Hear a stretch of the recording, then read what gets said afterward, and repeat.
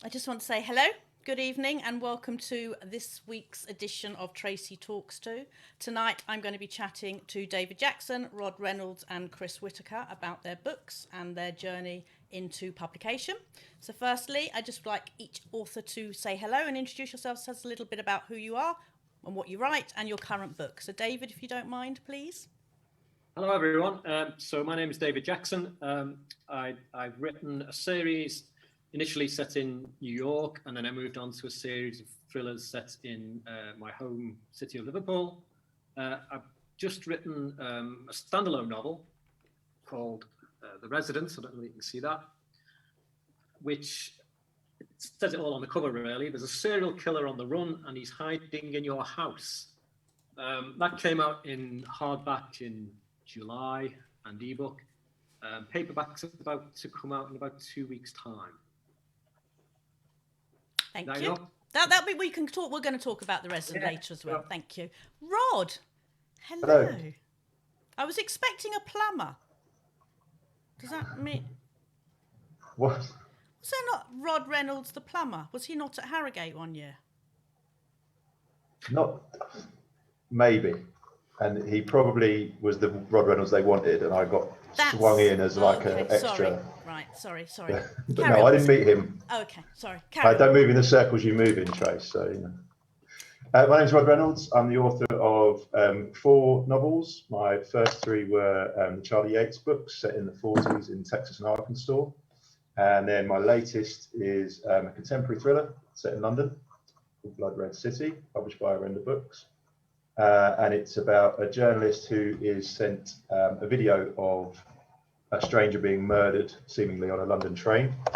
And the kind of trouble she gets wrapped up into trying to figure out what's happened and who killed him and why. Thank you. Chris? Hi. Sitting in the playroom there? No, apologies for the background. We're having building work done and I'm in the conservatory, which is like a storeroom at the moment. So Tracy keeps making fun of me. I'm Chris Whitaker, obviously. I've written Tall Oaks, All the Wicked Girls, and We Begin at the End is the newest one. It came out last summer, comes out in America in a few months, which is very exciting. The story follows a 13-year-old girl. It's kind of like a coming-of-age crime story. Duchess is her name, and she's trying to protect her family in the wake of a convicted killer being released into the small town they live in. That's it. Lovely, thank you. Right, we've got quite a few people viewing us at the moment, so that'd be nice, and hopefully they're going to start asking some questions shortly. You can wave. They won't wave back, but the thought is there. It's lovely. I was waving at you, Trace. Oh, thanks. Can we talk about your journeys to publication, what you did in a previous life, or if you're still doing that and writing part-time, and how you actually got your big break, if that's okay? So, David, could we start with you? Yeah, so I was a university lecturer by profession, and I got a bit fed up of writing scientific journals all the time that were so detached and clinical, and I needed to write something a little bit different. So I started with a few short stories and entered them for competitions. And then I wrote the start of what eventually was to become Pariah, my first novel. And I sent that into the Crime Writers Association Debut Dagger Awards. I didn't win, but I was shortlisted and highly commended, which kind of raised my profile quite a bit. It meant that agents came knocking on my door and publishers showed some interest. Success wasn't immediate, it took a while, but that's kind of how I got my break, by entering competitions, essentially. Can I just say one thing? You caused me unlimited nights of worry and concern, because I read Crybaby many years ago, which I thought was absolutely fantastic. And as I went to put my review on Amazon, saw that it was actually book 4 or something in a series. Yeah. And I suffer from this real issue that I have to read stories and series in order. And I had no idea that there was 3 books before. And I literally broke out in hives. and Goosebumps and couldn't sleep for weeks. And I had to then download and read all the books in order. And so I just want to say that I will, whenever I look at you, I will always think of Goosebumps because that's what you did to me. Yeah, Crybaby was the fourth in the New York series, and by that time, my publisher had already decided that they didn't want to continue the series, and we parted ways. So I brought out Crybaby as almost as a self-published book. It was kind of called agent-assisted publishing at the time, and it took off. It's one of the one of my books that's done the best, really. And this story got back to my original publisher, who then went, oops, which was kind of nice to know that, they'd made a mistake and that I hadn't made a mistake in writing it. It was, yeah. Well, I mean, I love it and I recommend it all the time. We'll talk about how I'm your number one fan later. Rod. Hang on. We've got lots of people saying hello. Hang on. Liz Barnsley just wants to say, oh, look, it's my favourite three people and Rod. There's a theme here, isn't there? I don't know. But she's going to have to work. I know David likes me because we've never met, so. Liz is going to have to work short. You said hello at Harrogate, I think. Yes, that is true, yeah. She says we all look good, and Rod. So there you go, we're fine. Okay, so Rod, how did you get your big break? What did you do in your previous life? I worked in advertising for 10 years, give or take, and spent about 9 years trying to work a way to get out of it because I hated it. And then, strange enough, a boss of mine was writing a book, and he'd never written anything, and he was a bit older than me, but he was kind of like, well, I want to do it, I like it, and why can't someone like you or me get somewhere with it? And that kind of excuse me, that kind of set a light in my head to think, actually, you know what, I'd quite like to do that, because I'd always been a big reader, but I'd never written anything in my life. It wasn't the kind of thing that people that I grew up with did. So I took a sabbatical for a year and did a distance learning course in how to write a novel. I wrote my first novel in 2 months. I was working literally like morning till midnight, no problem, just loving it, loving the process. Had no children at that point, obviously. And I sent it, I made every mistake that you can make. I sent it to every agent I could find, all at the same time. Terrible cover letters, no pitch, nothing. And obviously got rejected by every single one of them. But 2 or 3 of them were nice enough to send me back some feedback. And the theme of it was, this story doesn't work, but you can write, have another go and send us what you write next. So I went back to work, 18 months, 2 years, kind of put it on the back burner. And it got to the point where I decided I'm either going to do something about this or I'm going to forget about it. And I'd come across a story, a true life story that I'd wanted to fictionalize. And I'd done a lot of research into it, the historical side. But I was kind of putting off starting writing it. And then I found a master's degree. City University in London were doing a creative writing degree, but for the first year they were doing a crime specific course. So I thought, okay, I'm going to sign up for this, I'm going to do it. And it just went from there. I wrote, the book that had researched was about the Texarkana Moonlight murders. And I ended up writing the book that became my debut, The Dark Inside, in the course of about 13 months while I was studying for the Masters. Had it finished, got it appraised, and then was lucky that my then agent who became my first agent, was looking to build a list at the time. And she contacted the course director and said, is there anyone that you think's got a chance? And I was lucky enough they passed on my name amongst a few other people. Got taken on and did a bit of editing work on it, and it was picked up within 3 months. I had offers from 3 publishers, and I was really lucky from that point. I worked with some great editors at Faber, and one of them wanted to make it into a series, so 2 more books came featuring the same character. So that's kind of how I got started. Lovely. And Mr. Whitaker over there. Like Rod, I worked in the city for 10 years and didn't enjoy it all that much. And I don't think it was always my dream to be a writer, although I did love reading, since I was a kid. I imagined it was like the best job you could have, but it always seemed completely out of reach. Because, you know, how do you get into it?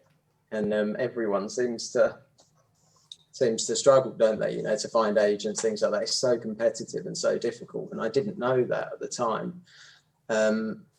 You know, when I quit my city job to become a writer, I had no idea. You know, I didn't even know you needed an agent. And I don't think I would have done it had I known, you know, that the odds are kind of stacked against you.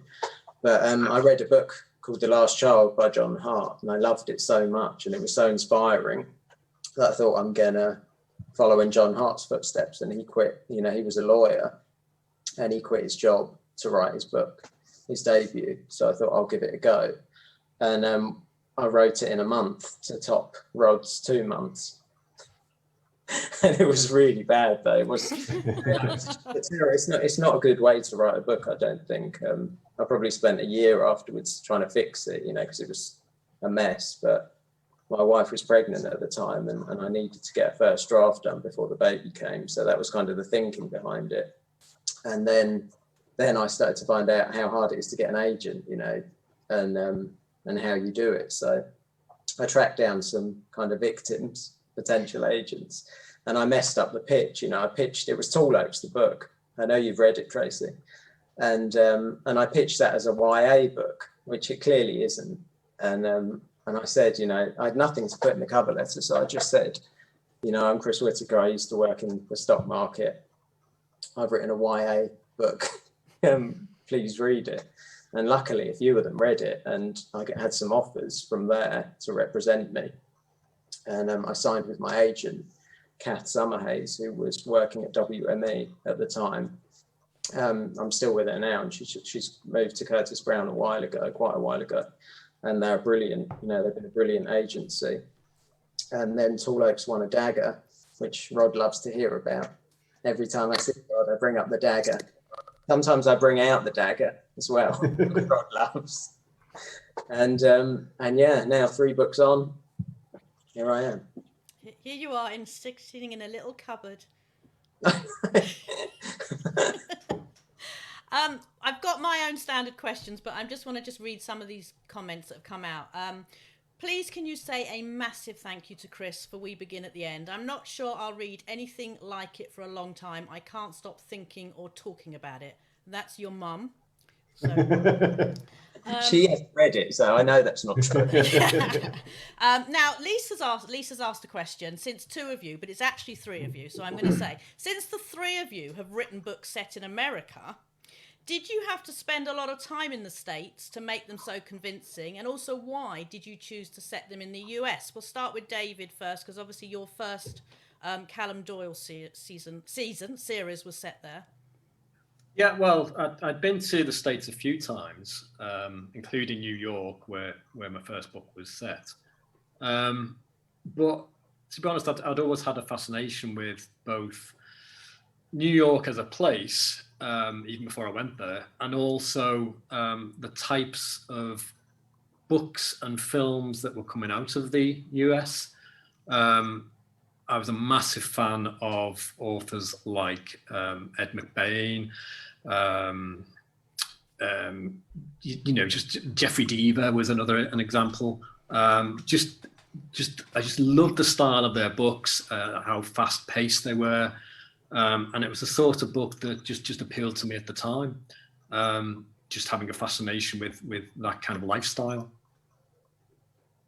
Now, Rod, you've actually been described as pitch perfect American noir by The Guardian.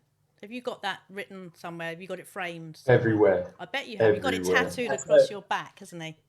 No, my wife's back. I made her get that. So.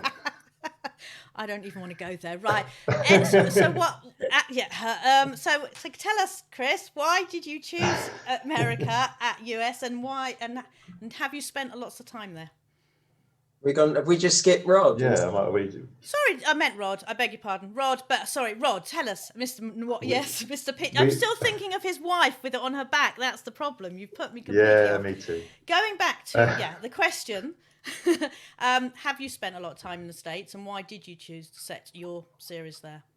I spent quite a lot of time in the States over the years. I've been lucky enough to various trips there. I spent a bit of time living there as a kid for a couple of months, summer holidays, things like that. And then, like David, my influences were, a lot of them were American films, American books, similar sort of stuff to what David was talking about.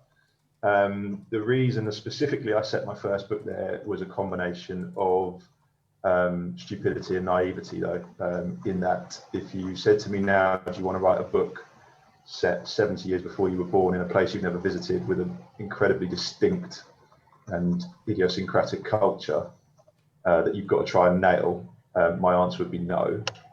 But at the time, a bit like Chris was saying, when you start out, you just, you have no fear of anything. So off I went and wrote a book set on the Texas-Arkansas border.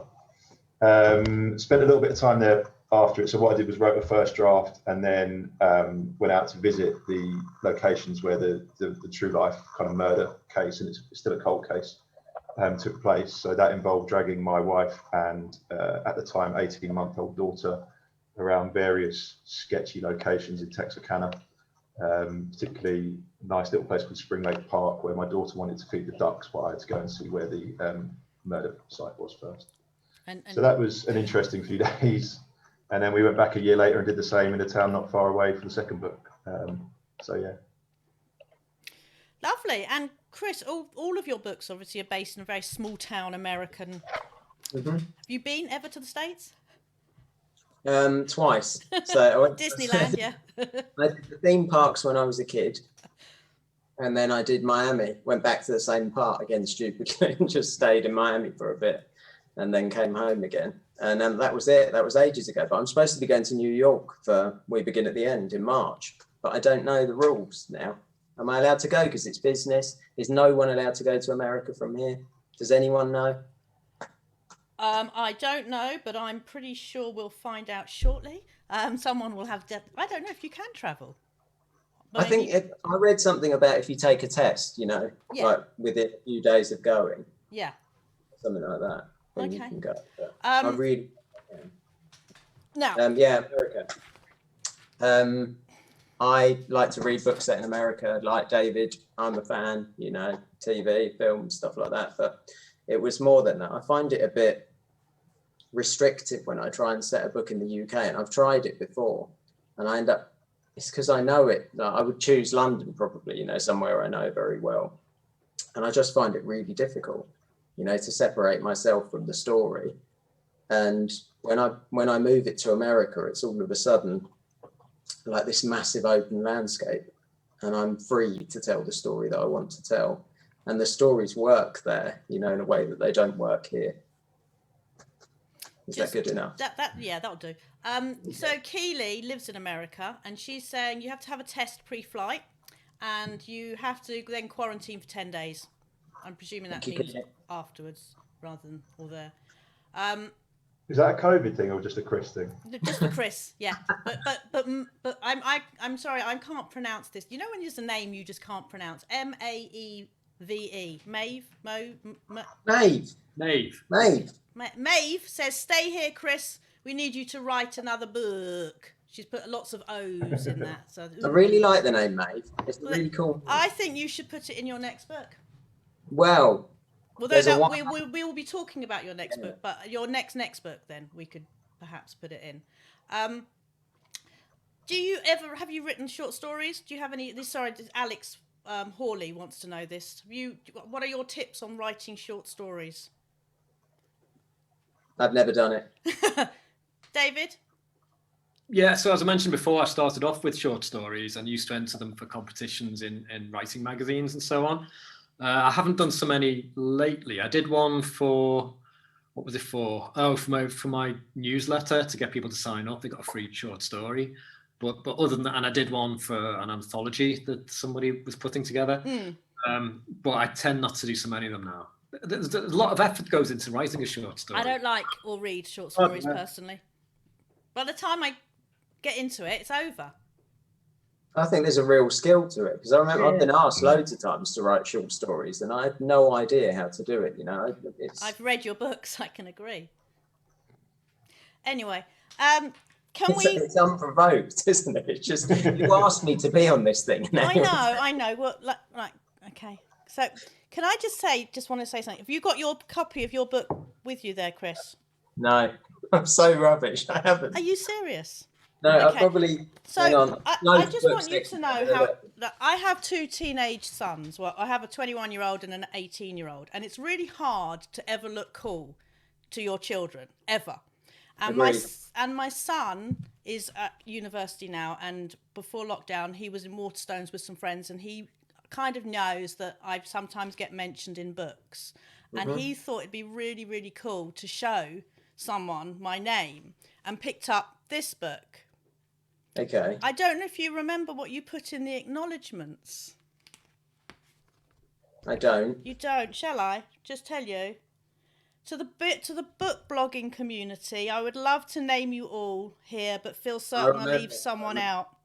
I want you to know how much you've helped me. You are the lifeblood of the industry, and I look forward to kissing each of you at future events. No tongues, Fenton, sorry.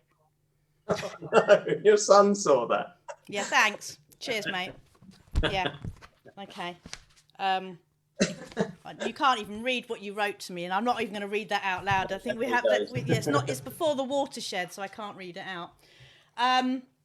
Right. Let's talk about your current books, because that's obviously what we want to talk about. Now, David, you know that I have adored your books since I first tracked you down and stalked you at Harrogate that first ever year in, I think, 2015. And there's several other bloggers that we kind of fight to be known as your number one fan. It's all done in jest, but I am obviously your number one fan.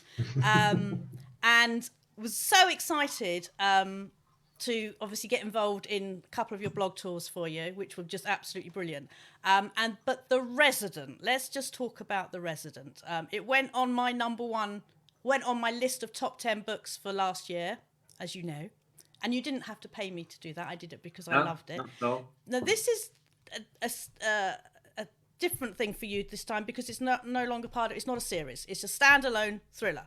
So my question to you before we talk about it is, what made you move away from the series and go to and do a standalone?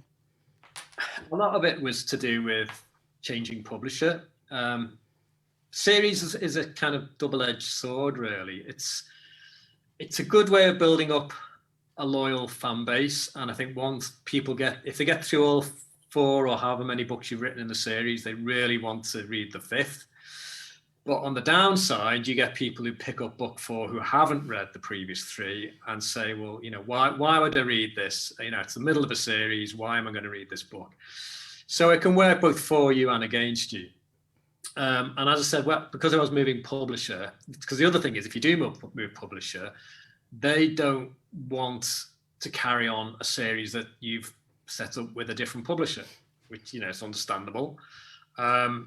And so I thought I really need to try something different. And I've always wanted to do a standalone. The idea for The Resident was with me a long time ago. And I thought, well, now's my chance. I'll give it a go. Nothing to lose. Let's see if it works. And it does. And it really does. Can you tell people about it, what it's about? Yeah, so Thomas Brogan is a serial killer who's on the run from the police, and he breaks into an abandoned house at the end of a short terrace, and he's hiding out there, and it's derelict. There's nothing for him to do. He decides to investigate every room. He even goes up into the attic. And what he discovers when he gets up into the attic is that there's a passageway through into the adjoining houses. And so from there, by going from house to house, he can look down and listen to the people, the residents who live there.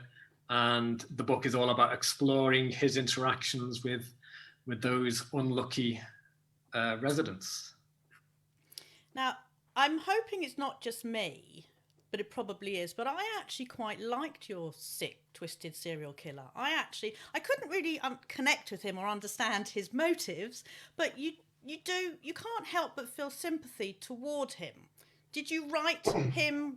Did you expect your readers to actually start to like him as a person? I don't know if I expected that, but I think everybody has a good side and a dark side. And I think the book was really about exploring I didn't want to just make him a cardboard cutout evil villain, Bond type villain. You know, he needed to have more depth than that. I wanted to explain a bit about how he came to be like that.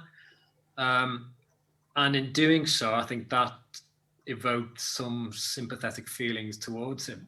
He's still, at the end of the day, you know, really evil guy who goes around killing people.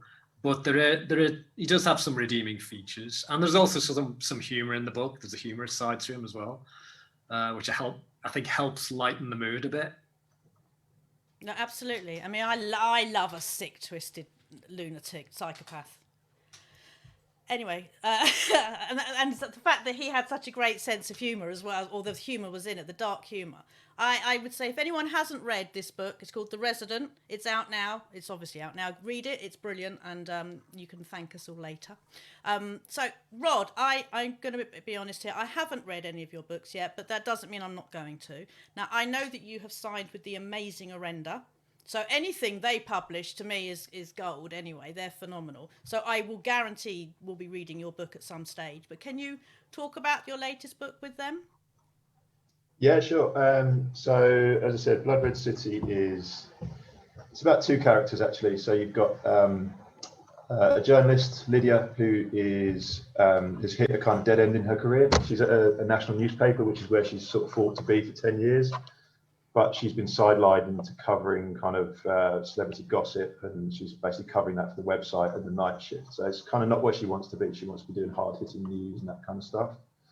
Then you've got a second character he calls himself a fixer, but he's effectively, I guess, a blackmail artist, a con man to some extent. Essentially works for whoever's got enough money to pay his bills.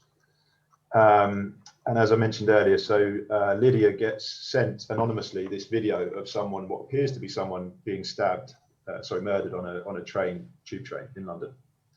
And she quickly comes to realise that the video she's been sent has just happened that night, and that no one else has got word of this story. She can't find any trace of it anywhere. So she's kind of torn, because she sees on one hand it could be some kind of hoax or just a fake news thing. Or on the other hand, she's got a story that no one else has got, and she sees this as a potential chance to reinvigorate her career. What she doesn't know is that the one person who knows a bit more than he's saying about what's happened on that train is Michael Stringer. And it's imperative for him to know what she knows and what she intends to do about it, if you like. So what you've got is these two characters who are thrown together, have different pieces of the puzzle, both need to know what the other one knows, and they're kind of thrown head to head. But what I wanted to do was then play with that dynamic where it's that kind of thing of my enemy's enemy is my friend, and they are forced to reluctantly work together when they realise that there's actually something much bigger going on than just a single murder on a tube train. Lovely. And that's out now, and people can buy that now? Yep, that's out now. It's on all good. Blood Red City, and available from all Blood Red City, yeah. Waterstones and all good indies. And Amazon if you need a Kindle version. Everywhere else. Now, Chris, I know this is silly. It's a really stupid question I'm going to ask you. You wrote this book. This is the original proof. In case people didn't realise, they thought I was talking about another. But they thought I was looking at another book. This is We Begin at the End. You've obviously been and done with that book now, and you're moving on to book 4. So is it annoying when I have to start questioning you about a book when you've already now thinking about, or do you still like to talk about it? No, because I'm building up for America. You know, for publication there, it's very much, you know. So it's in the forefront, right? So let's talk about this particular book, because obviously this is the third. They're all your books are standalone, but they all. What genre would you? I don't even know what you would class contemporary sort of, but there's mysteries, there's murders, there's relationships. But they're all very character driven. All of your books are character driven. They're all very atmospheric, and they're all set in small towns, and they all have the most incredible quirky characters. Hold on. Oh, sorry. Philip has just bought The Resident, and Nikki Smith is going to probably buy Rod's book now. So, okay, I'm on commission, so this is fabulous. I've read all of Rod's books, and they're all brilliant. Thank you. So let's talk about Duchess and this book and why you read it, why you wrote it. I know why I read it. Why you wrote it, where the inspiration came from, and why people should read it. Okay, so we'll talk about Duchess first. So Duchess is, the book's kind of a year in the life of this 13-year-old girl who's had a tough time. She, like her mum's got drink and drug problems and kind of isn't really there for her. And so she's kind of the sole carer to her younger brother, Robin. And it's like a coming of age story, really. It's so she's got all these problems throughout the book, and the story begins with 30 years prior, a hit and run incident and the death of a child. And a character called Vincent goes to jail for this crime, and then he comes out of prison, 30 years later, and that's where we pick up. And it's kind of called We Begin at the End because all the characters can't get past this event that's happened in their past, and Duchess is kind of affected by it, even though she was born long after it's happened. And she's just kind of completely lost. Duchess, as she's got no roots or anything. She doesn't know who her dad is, and she finds a link. She's researching her family tree, and she finds a link to an outlaw, a long way back in her family tree, and she kind of gives her the route she needs, and she kind of holds on to it, and she starts referring to herself as an outlaw. And when she needs to be brave or be strong, she declares herself an outlaw, and it gives her what she needs. And so we follow her throughout a year in her life. She goes through some really rough times, and you kind of get glimpses of the childhood she might have had, or the girl she could have been. Like there's some scenes where she's holding a gun or threatening someone with a piece of glass, and then another scene where she's being asked out to her first prom. And so it's funny. Her story is difficult to. It's hard to explain because I always try and pitch it, partly as a crime book, but I'm not sure it is a crime book, and then sometimes as general fiction. It's general fiction with a crime in it, but that's such a minor part of the story. Yeah, and I always really struggle with it because you're told, when you have PR meetings and stuff like that, you need to nail it, you need to get it down in a sentence, and I've never been able to do it. Everyone wants to box everything and pigeonhole everything into a certain genre, and it's just when books cross genres, it isn't fair. It doesn't give the book any justice to say it's a crime or it's a contemporary or it's everything. It's all encompassing. Yeah, but they just got it so right. Bonnier did such a good job publishing this book. They positioned it so perfectly. The cover's brilliant. Waterstones were so supportive, and it's been different this time. It's felt different. This book. It's kind of been by far my best-selling book. And it's kind of changed things a bit. Okay. Let's talk about. Last week I was talking to Sarah Pinborough, and she's very lucky to have had one of her books is being made into a Netflix, which is coming out in February. If you were offered any of your books to go onto the big screen, small screen, Netflix, whatever, which book would it be, and who would you? Here we go, and I'm going to ask you, who do you think should play in it? I'm going to start with David. You're looking more confused than anyone, so I'm going to start with you.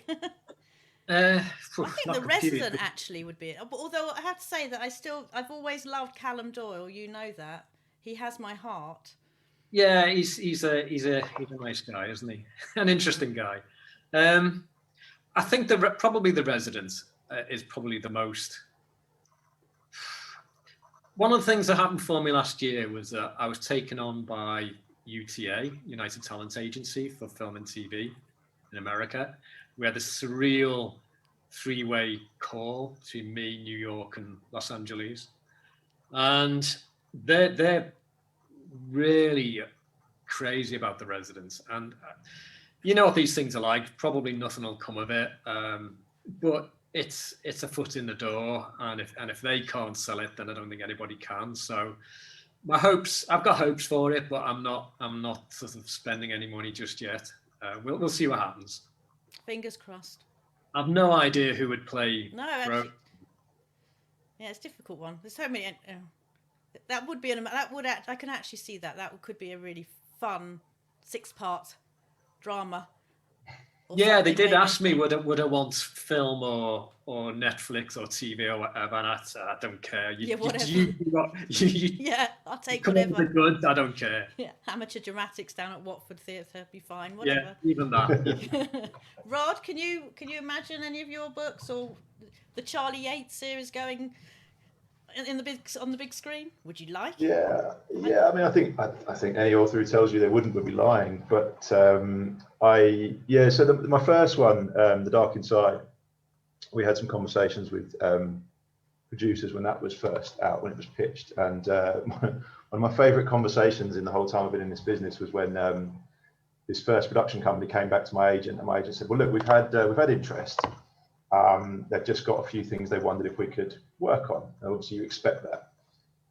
The book was called, the working title of the book at the time, because it hadn't even been published, was Texarkana. It was, if you can see the cover, it's a rusted pickup truck in a very American location. It was based on the Texarkana Moonlight Murders. It was, everything about it was Texarkana, literally. They said, "What questions have they got?" I said, "Well, they wondered if they could move it to London." It's like, and they said, and they did ask if there was any chance it could be in the present day. But other than that, I loved it. So this book that's set very much in Texarkana and plays on Texarkana being two cities in one place, and very much set in a post-war, because it's set in 44, 45, it's full of returning troops, but they want to put that in modern day London. She's like, yeah. So obviously I said the only thing that you can say, which is how much are they offering? But that never came through. And if I could cheat, which book would I want? So yesterday, just yesterday, I did a cover reveal for my next book with Arenda, which is coming out later this spring. Have you got it with you? I haven't actually got a copy yet. We've literally just done the cover.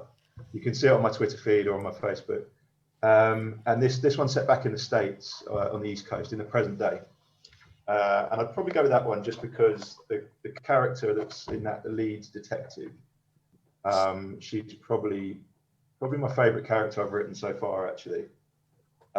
She's a bit different to my other characters. She's a bit more optimistic, a bit more positive. And I think she'd go really, really, really well on the screen. But I haven't thought about who would play her, if I'm honest. Think about that. Chris, any of your books? I mean, they would all be amazing, wouldn't they, really? You can just imagine them. Yeah, probably the new one. Probably We Begin at the End. But I'd like to see Tall Oaks. I think it'd make good TV, Tall Oaks. Yeah. But I don't know. It's always hard, isn't it? Who would play the characters? Because in our heads we write them, and they're so, I know who they are, and they are not anyone that I've ever met before. So it takes some getting used to. But like Rod said, if the money is right, yeah, sell your soul. I will. I really will. Now, you've all presumably got new books coming out, or you're in the middle of writing or finishing your new book or your latest book. Chris, we're going to start with you, actually, just to keep you awake down there. You've got a young adult book, The Forevers. I have. Which is coming out in July, I believe. Is that right? That's Tell right, us, yeah. why young adult? Because you look like one. Because I look like one, yeah.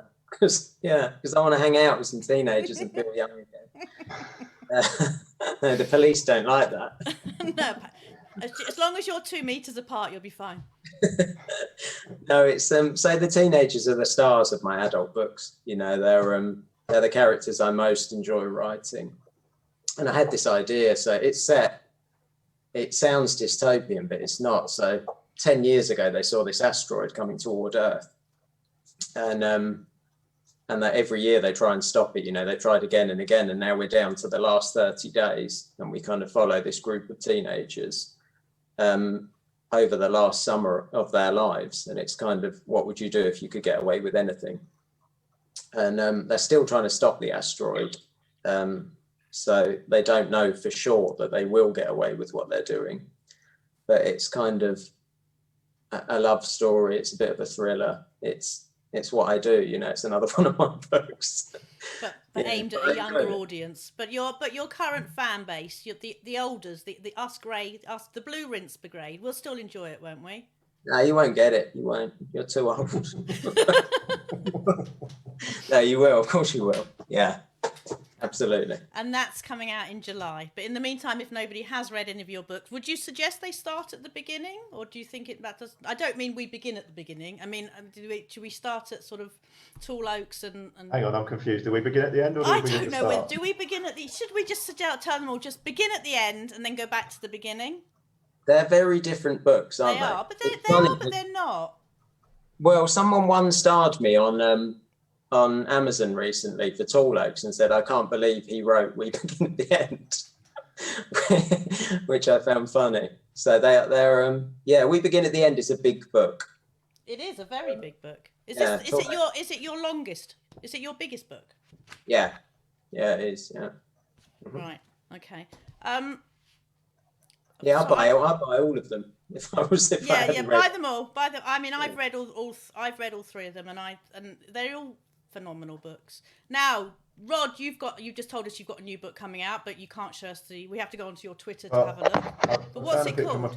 There you go. Black Reed Bay. Black Reed very well at all, but yeah, Black Reed Bay. Looks like there's a ship. I don't know. I can't actually see. No, it's you have to go on my Twitter. It's just the coastline with some rich people's houses and a very very dark piece of water. Okay. And that comes out with a render. Horrenda, yeah. So it's supposed to be March for the ebook and May for the paperback, but possibly TBC basically because of COVID. Essentially. I know. And my lack of editing speed because of homeschooling. And what can you tell us a little bit about you? You told us it's a female main character. Yeah, so it's kind of going back to my roots a little bit. It's set in the States and it is based very loosely again on a real life serial killer, but it's in the present day. It's set this time in a kind of exclusive beachfront community in Long Island, just off New York, obviously. And it starts when a young woman calls 911 in the middle of the night from this exclusive kind of beachfront community, which is out in the middle of this kind of really wild area of marshes and sandwiched between these marshes and the ocean. And she calls the police and tells them that someone is trying to kill her. She's obviously very distressed. She's fleeing from this person as she speaks. And then the call goes dead. And so my detective, Casey Ray, goes out to start investigating this, and what looks initially like a kind of domestic disturbance because she was at her boyfriend's house very quickly becomes apparent that there's something much more sinister going on. And then just as it looks like the worst kind of case scenario for this young woman is about to come about, they discover a body, but it's not the body they're expecting to find. Excuse me a second. Sounds brilliant. Sorry. He's come to say hello. I thought that was a teddy bear then. No, this is Riley. He's just come to say hello. He's soaking wet. David, please tell me you've got a new book coming out. I look like one of the Bond villains sitting here stroking my dog. Yeah, so I've just looking at the proofs for my next book, which is called The Rule. The Rule, right? Yeah. Just to take my cue from Rod there, I'll do the same if you can. Nice. Oh, nice. Standalone. It is a standalone. It's being pitched as this might sound a bit weird, but it's being pitched as Of Mice and Men meets Breaking Bad. Whoa. So, the characters from Mice and Men, Lenny. There's a character like that who kills somebody by accident, and unknown to him, the guy he's killed is a member of a gang. And so the gang are now looking for him. His parents are trying to protect him. The police are also looking for him. And it all kind of escalates from there. That's it in a nutshell. And so when am I going to get to read it? Proofs are due in this end of this month, I think. Do they know who I am? Can you just? They know who you are. Everybody knows who you are, Tracy. Excellent. Right, I've got some questions here. Hang on a second. Let me just scroll up. Louise Beach would like to know, are we all naked under the table? I'm not quite sure what that means. Duchess will forever be one of my favourite characters. Hold on a second. Will any of you be going to Harrogate this year? I think that's been, I think we discussed that before we came online. Unlikely, He's all yeah. said it's not. If no, Susie, no, but maybe next year if everything is right. So another question. Obviously, we've all talked before. We're all big readers. What are you reading at the moment, David? Not your own book, somebody else's. Yeah, so on Chris's recommendation, I've just finished The Last Child by John Hart. Did you love it? Loved it. I mean, good, isn't it? I can see where you got your influences Yeah. from. He writes in a very similar way to you, I think. I ripped him off so bad. But it's such a good book. It's a really good book. It's really brilliant. Yeah, love that one. Today, actually, to celebrate what's been happening today, I've just started reading Barack Obama's memoir, something a bit different, a step away from crime novels. So that's going to keep me occupied for a while, I think. Lovely. Rod, what are you reading apart from editing, which you should be doing? If Karen's watching, you are editing. But in between, what are you reading at the moment? At the moment, I'm actually rereading one of my all-time favourites, which is The Good German by Joseph Cannon, who Chris shared a hotel room with not so long ago, and told me about it afterwards. So thanks for that, buddy. I was really busy in a different part of Harrogate doing something very important. It's probably sitting with you, Tracy, actually. Yeah, probably.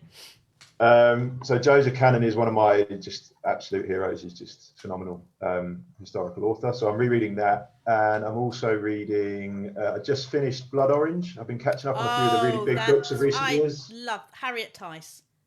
Yeah, Fantastic. I really enjoyed that. To be honest, I've missed a lot of big books in recent years. So over Christmas, I banged out Blood Orange, The Guest List, The Silent Patient. So been enjoying all of them. Just been kind of catching up on some of the big stuff I've missed. There's so many amazing books out. It's impossible to ever catch up. Yeah, no, exactly that. Although I think I'm gonna have to pick up The Resident now from. You read right up my street. Oh, thanks, man. Thank you. And Chris, are you reading much? Anything? I read The Silent Patient recently. I thought it was brilliant. I thought it was so good. I'm reading The Girls Are All So Nice Here, which is really good. I've got that to read. It's good then? It's so good. Yeah, toxic female friendship. Yeah, brilliant. I still think about The Last House on Needless Street. Love that book. That was fantastic. Yeah. And obviously I'm a massive Joseph Cannon fan. You couldn't have picked him out of that hotel room if it was just the two of you. I didn't know who Joseph Cannon was. And I went to a press event and was sat on a table with this man talking to him and drinking and making friends. And it was Joseph Cannon. And Rod was so upset. And it was just so good. Remember, Rod, how upset you were? Now... No, I've let it go. Because I wasted Joseph Cannon. Because I didn't ask him, I should have asked him loads of questions. You've got Joseph Cannon wasted? He's an old man. You're so sick. What's wrong? Remember when we got Jeffrey Deaver wasted? Remember we trapped him in the corner at that part? That was like really the good. teacher here that I'm going to start telling you boys to go back to the naughty corner here. All I'll say about that, I do recall that because one minute we were standing there and Chris is having a nice to meet you, how are you, Jeffrey Deaver conversation. I turned away for about a minute, literally a minute. I turned back and Chris was telling a story about the time he went to a strip club. He loved it, Deaver. Deaver loved those stories. Now, Rod, I was talking about the plumber before and you were looking a bit confused. Yeah. Was it not last year or the year before at Harrogate that you had a guest table, the author night when you had your host table? Yeah. Would you want to tell everyone what happened? Yeah, that was one of my most glorious evenings. So I think that was, not long after Chris was off meeting one of my literary heroes. I was off doing this, for anyone who doesn't know, at Harrogate, they do the author dinner where they put an author on a table with 10 of the people at the festival. And obviously no one knew who I was, which is fair enough, but they put a picture in the middle of the table. They give out copies of your books and then they put a picture and a list. And I sat down at the table and it was 10 women who I'd never met before. And they all looked at me a bit funny and I thought, this is going to be a tough crowd. And so you start, you just kind of make a bit of chat and, how are you? How are you enjoying the festival? What do you read? And after about 10 minutes, and bless this woman for doing it, because otherwise the whole thing would have just carried on. She just stopped me kind of mid-sentence and said, I'm really sorry, but who are you? I said, I'm Rod Reynolds. I'm the author. These are my books. And she showed me this picture and she went, I'm sorry, but that's not you. And it was a picture in the program. And she was right. It wasn't me. And if you Google Rod Reynolds, you get two people. You get either myself or a very dashing Frenchman who's some kind of DJ stroke party planner stroke whatever. But he's very tanned, very dark features, not me by any stretch. And so I had to spend the rest of the night convincing these poor people that I was actually the author of these books, because none of my books annoyingly had the picture on the back that they do now. And of course, by the time I got out, a very good friend of mine had leaked it already. So by the time I got back to the bar, everyone was already taking the piss out of me. So you can imagine those 10 women going, oh my God, have you seen this dishy author we're sitting with? Oh my God. And then you can imagine at the end of the evening, how many asked for a refund? Yeah. Didn't get it though, did they? Did not get a penny. No. Now, Chris, you must have some funny stories. Come on, you must have some moments that you could possibly share with us without being, fined or sued. Back from America. What would you like to know? I don't know. You must have. What's your claim to fame so far? Have you fangirled over anyone? Have you embarrassed yourself over anyone? I've had in the industry, obviously not. Oh yeah, loads of people. I do that all the time. Dennis Lehane, do you remember that, Dave? I remember that. Yeah. Dennis Lehane. I tried to give him my book at Harrogate, and he was horrified. He took it, didn't he? He put his hands up like that, like I was holding him up. And he said, "Is it self-published? Because I can't take it." And I said, "No." And then he eventually took it. And I didn't hear from him again. But he was a bit. I love Dennis Lehane. Yeah, did you go to his his talk that he did? That was so good, wasn't it? It was good. So good. Yeah. And he's a bit intense and a bit scary in person. Yeah, you wouldn't want to argue with him, would you really? No. And so that was embarrassing. But I don't know, loads. I've got so many that I can tell that would just be completely humiliating. But I'm in professional mode now because I'm preparing. So can we do a special one for bloopers afterwards that we can just I'll take it offline and you can tell me your secrets, your innermost secrets offline. Yeah. David, your claim to fame, have you ever met any of your literary heroes and they've let you down, or you've been disappointed with someone, or No, I don't think they've let me down. I think all the, especially crime writers, all the ones that I've met have been really nice, really friendly, really helpful. And I think the thing is, places like Harrogate and so on, the key is to just go up to them and talk to them, and you find out they're normal human beings who are really nice people usually. Rod, do you remember my U-bend situation?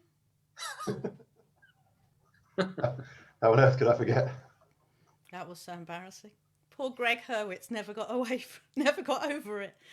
Although that is actually that's the one I'm going to take back actually, because that was when you found out that I was sitting next to him on a panel, and suddenly you wanted an intro. And suddenly I didn't even speak to you until that moment that I realised you were sitting next to him, and then now you're talking on here tonight. Well, and we're best friends, so look at that. It brought us together. Absolutely. Right, let's see if we've got some more questions coming up, apart from being naked under the tables. Hold on. On my screen, it looks like Chris is under my table, and Dave's under yours. Are there any books that you've read recently and think, I wish I'd written that? And what are they? Says Philippa again. Philippa comes on. I think she's one of my stalkers. She comes on all the time and just bangs questions out and left, right, and centre. David, any book that you've read recently and you think, oh my God, I really wish I had written that? Apart from obviously the most. Yeah, and I'm not just saying this because he's here tonight, but we begin at the end. I mean, it's such it's such a fabulous book. It's so beautifully written. Characters are so real. You can't fail but be moved by that book. It's certainly the best book I read last year, if not for several years. And that's David Jackson saying that. How That's cool. the The David worst Jackson. one, in my opinion. The David Jackson, yes. Thank you. Rod? Yeah, do you know what's strange? I was going to say the same thing actually, not to blow too much smoke up his arse, but yeah, because it's a book that speaks to the kind of thing that I like about those big American epics that you can write, and as David said, the way it's written is so beautiful. So I was going to go with that, but I won't now. I did. Yeah. Yeah. No, I've just given that 1 star on Amazon actually not too long ago because I couldn't. No. No, I also read Over Christmas November Road by Lou Berney, which is another kind of sweeping American classic set, the kind of road journey, a lot of the classic American themes, but it was also just beautifully written, just so effortless. It didn't try too hard, it felt like, and those are the kind of books that are the hardest to write, and it just made me sit there scratching my head going, you know, man, how long must this have taken to get this right, or how talented is that guy, or both? So yeah, that would be the most recent one that sticks in my mind a little bit. Chris, do you get embarrassed when people start like telling you how wonderful you are? Are you used to it now, or you do expect it? I love it so much. I don't get embarrassed ever. I just really enjoy it. I like it in person as well. You know, when someone does it face to face. So you must be really struggling in lockdown then. I really am, actually. I really, really am missing everyone. I'm missing going out. I'm missing hugging people. I'm a big hugger. And you get in trouble for it now, don't you? You get arrested. Yeah. So I miss it. Yeah. What's the first thing you're going to do then? When lockdown's over, guys, what's the first thing you want to do? Or the second thing? Or what do you plan on doing when it's all over and we've all been vaccinated and life is back to a new normal? David, what would you like to do? Simple stuff. I just want to go to a pub or a restaurant or a theatre without having to worry about who I'm sitting next to and how close they are. Just being able to relax outside would be, you know, is all I want. Rod, send the kids back to school and let them get. Yeah, sleep for a week. I would like to drink some of that gloriously warm, cheap white wine at a book event somewhere in a room full of good people. Chris, you just want to go around hugging everyone and throwing your book at everyone. Exactly. I want to have a launch party for We Begin at the End because I couldn't have one and I really, really wanted to have one. And I haven't had one since Tall Oaks. So, yeah, I'm going to do it. I'm just going to do it, a belated launch party. Okay. Will we be invited? Absolutely. Okay, that's fine. And then Nikki wants to just know, do you think, David, of plot or character first? I mean, obviously, we're going to have to talk about standalones now. So plot or character first? Idea, really. So it's neither of the two. It's the germ of an idea, something that appeals to me, like a concept, and then I'll start to think about who this might happen to, and I'll develop the character, and then I'll start to think more about the plot and how that might go. But it's that initial idea which may or may not appeal to me, that gets me thinking. Rod, plot or character? It's been different with every book for me. So the first book was really the character. Charlie Yates kind of came to me first, and at the same time the real life story. And then obviously because that was a series, the next two, the character was already there, so you start coming up with the plots. Then for the next one, for Blood Red City, I think it was really. I think that was plot first because I had an idea of this thing, you know, a murder on a train, and did it happen? Did it not? And then for my latest book, God, I couldn't even tell you where that one came from. It's definitely different with each book, though. There's no one process for me. Chris, yours are they character? I don't know. Go on, you tell me. Character is king for me. You know, give me a character I care about. Give me some good writing. I don't really care what happens after that. That's a good book for me. Question to David. What is it like to write two different series on different sides of the world? So your Callum is set in America and Nathan is set in Liverpool. Do you like my accent? That was good, wasn't it? It's no different really.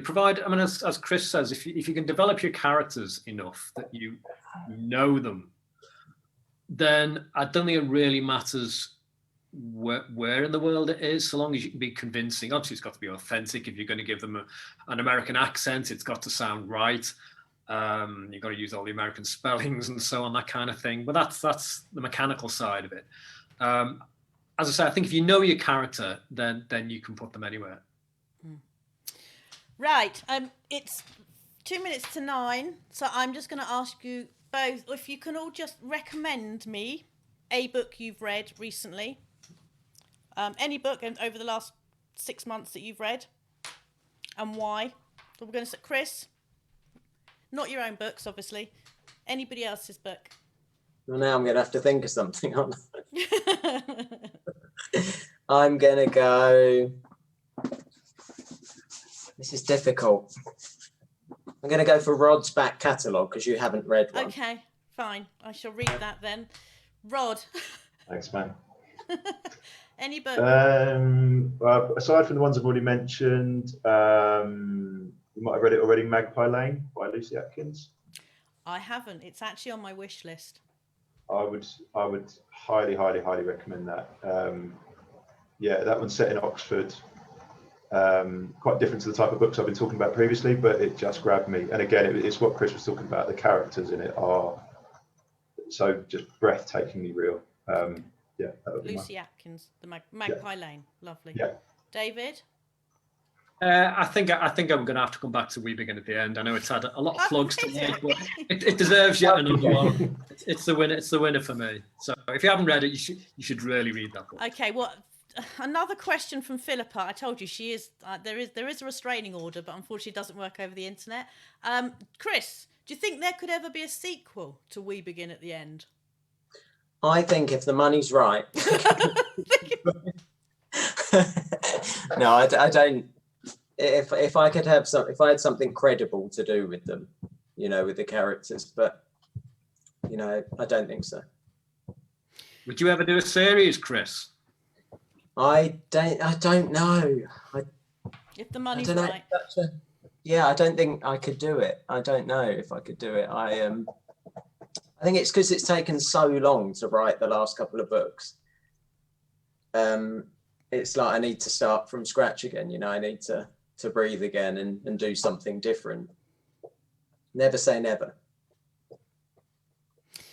Okay, guys, I'm going to let you all go back to your homeschooling and your house building and your whatever else you're doing at the moment. I want to say thank you so much for taking part, and I've really enjoyed it. And I will be reading Rod's entire back catalogue this year, I promise. No, I'm just looking at the comments here. Somebody else also loved Magpie Lane. There you go. Right, so I wanted to say thank you very much, guys. And I'm going to just turn us all off now. So bear with me and just say thank you. Thanks, Tracy. Thanks very much. Thanks, Tracy.